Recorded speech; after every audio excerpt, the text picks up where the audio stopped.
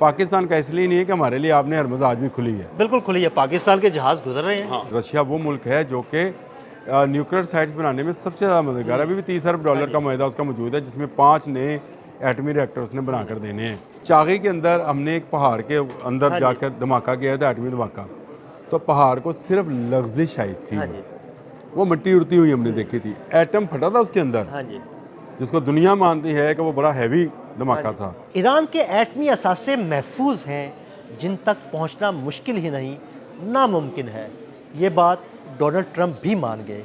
शिकस्त Khurda Donald Trump ने अपनी तकरीर में ईरान के एटमी असासों के बारे में क्या कहा, आमिर रज़ा से बात करते हैं। आमिर भाई, वो बात जो पिछले कई दिन से हम अपने वीलॉग्स में बताते हैं कि भाई ईरान के एटमी असासे बिल्कुल महफूज हैं, वहाँ तक पहुँचना किसी के बस की बात नहीं है, वो ज़ेरे ज़मीन पहाड़ों के अंदर कोई नहीं पहुँच सकता। आज ट्रंप ने भी मान लिया। देखिए, ट्रंप ने तो अपनी शिकस्त की बहुत सारी वजूहात जो हैं वो बताई। उसने बताया कि क्योंकि यूरोपियन यूनियन ने उसका साथ नहीं दिया। उसने बताया कि जर्मनी, फ्रांस और बरतानिया ने उसके साथ नहीं दिया। फिर उसने ये बताया कि नेटो जो है ये कागजी पहलवान है। देखिए, वो सारी तकरीर जो थी वो मायूसी पर मुश्तमिल तकरीर थी। उसने कहा कि हम पत्थर के ज़माने में पहुँचा देंगे। ये वो पोकी धमकियाँ हैं जो वो लगाता रहता है। लेकिन मेरे लिए मतलब की बात एक ही थी कि मैं ये जानना चाहता था कि वो 400 किलोग्राम यूरेनियम, अफसुर्दा यूरेनियम या उसको इनरिच यूरेनियम कहना चाहिए, जो कि 10 के करीब एटमी वारहेड बना सकता है। क्या अमेरिका इसको ख़त्म करने का दावा कर रहा है? क्या अमेरिका मुस्तकबिल में इसको ख़त्म करने का? मेरी डोनाल्ड ट्रंप की तकरीर का मकसद ही एक था। लेकिन मुझे कोई इंटरेस्ट नहीं है कि डोनाल्ड ट्रंप कहे कि मुझे आपने हरमुज़ जो है वो नहीं खुल रही है। इंटरेस्ट इसमें उन ममालिक का ज़रूर है जिनका तेल वहाँ से आता जाता है।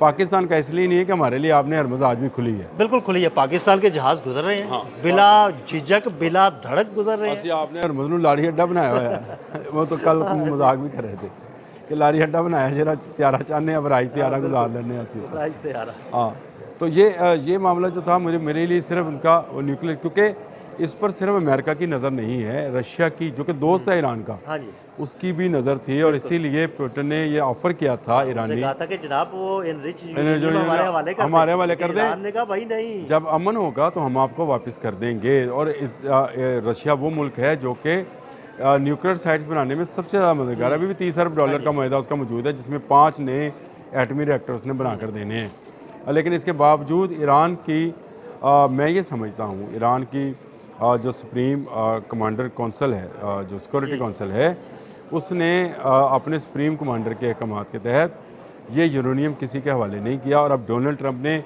वाज़िया शिकस्त तस्लीम की कि वो इतना गहराई में है कि वहाँ तक पहुँचना नामुमकिन है। जितने मर्जी GBU गिराओ, देखा ना, अब आप यूनाइटेड स्टेट, तो उसने कहा कि B2 से हम जो बमबारी भी कर रहे हैं वो भी उस वक्त तक नहीं पहुँच सकती है, और अगर हमने अपने फ़ौजी भी उतारे तो वहाँ तक नहीं पहुँच सकेंगे। तो ये बात मैंने आपको पहले बताई थी कि इनके फ़ौजी उतरेंगे, ये उस पर साइड पे कब्ज़ा कर लेंगे, लेकिन ये यूरेनियम तक नहीं पहुँच पाएंगे। ये कैसी सुरंगें हैं। मैं आपको दूसरी बात बताने जा रहा हूँ।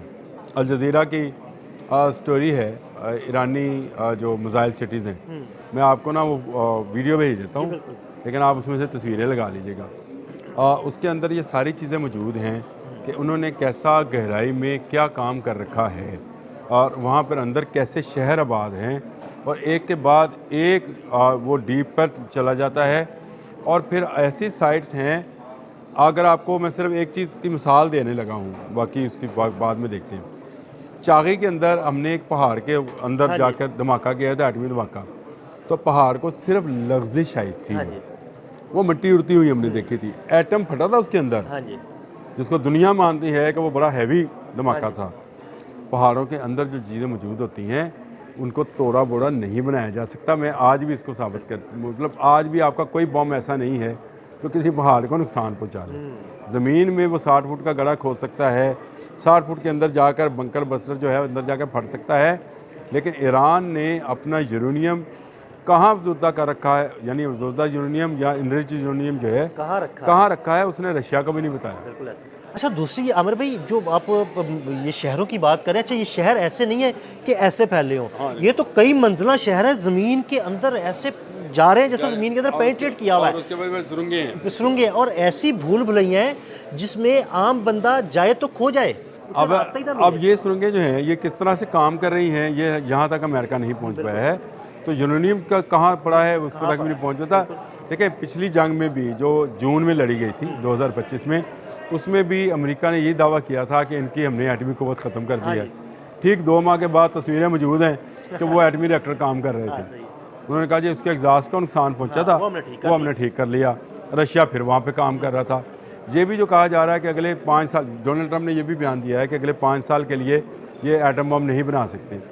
अगर उनके पास यूरेनियम मौजूद है तो मुझे बताएं इनको कौन रोक सकता कोई है। भी नहीं रोक सकता। और अगर वो इतनी गहराई में है कि अमेरिका ये कह रहा है कि मैं सैटेलाइट से उसकी निगरानी कर, अगर तुम्हारा सैटेलाइट वहाँ तक पहुँच सकता होता तो अब तक ग्रेट बम ऑफ यूएसए वहाँ पड़ा होता, बिल्कुल पड़ा होता, चल रहा होता। तबाही मची होती, बिल्कुल। लेकिन तुम्हारा सैटेलाइट भी वहाँ तक नहीं पहुँच पा रहा है। वो क्या तकनीक है और किस तकनीक पर उनकी तमीर की गई है, जिस तरह से आपने बताया है कि वो सुरंगों के अंदर एक सुरंगें हैं और उनके रास्ते हैं और भूल भुलैया हैं, और उनके अंदर क्या मटेरियल इस्तेमाल हुआ है कि उसकी जो रिफ्लेक्शन है वो सैटेलाइट से भी नहीं पकड़ी जा रही है।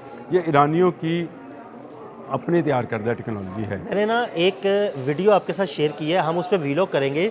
एक ज़ेरे ज़मीन फ़िज़ाई अड्डा, उसकी वीडियो सामने आई है जहाँ से फाइटर प्लेन निकल के बाहर उड़ते हैं।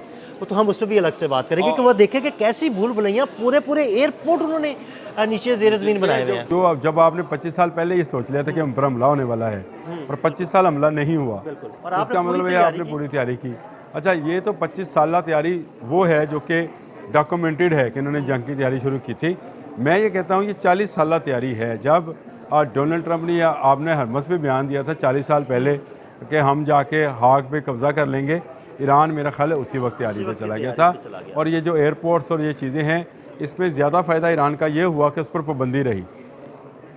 अगर आपकी पाबंदी रहे तो आप में ना टूरिस्ट उस तरह से खुलकर जा सकते हैं, ना वो ममालिक जो हैं उसके अंदर वो कोई जासूसी का सिस्टम बना सकते हैं। तो ये ईरान के लिए मेरा ख्याल है ज़्यादा हेल्पफुल हुआ। और पासदारानी इनकलाब की जो फॉर्मेशन है, जिस तरह से अली हामनई ने की थी और मुश्तबा हामनई ने उसको लीड किया था, मेरा ख्याल है उसकी फॉर्मेशन ऐसी हैं, या जिस तरह से आपने बताया कि ज़ेरे ज़मीन सिर्फ यूरेनियम नहीं है। और मैं आपसे अक्सर कहता हूँ कि मुझे बताएं कि ईरान की फ़ज़ाइया का कौन सा जहाज़ इन्होंने तबाह किया, उसे इस्तेमाल नहीं किया। बिल्कुल, उन्होंने अभी तक उसको बचा के रखा हुआ है। और मैं बताऊँ ये इस्तेमाल हो भी जाने हैं। अगर हाक पे ऊपर कुछ किया या मुत्तहिदा अरब अमारात जैसी कोई बेवकूफ़ी हुई जंग में शामिल होने की, तो ये जहाज़ आपको ड्रोन्स के साथ उड़ते हुए और मिसाइल बरसाते हुए नज़र आएंगे। अभी उन्होंने महफूज रखे होंगे, लेकिन ये बड़ी खुशी की खबर है कि यूरेनियम जो अफसुदा है वो महफूज, और इस हद तक महफूज है कि अमेरिका मुस्तकबिल में भी उस तक नहीं पहुँच सकता। बहुत शुक्रिया आमिर भाई। आमिर भाई ने बड़ी तफसील के साथ इस सारे मामले को आपके साथ डिस्कस किया। अदील अहमद और आमिर रज़ा को इजाज़त दीजिएगा। अल्लाह हाफ़िज़।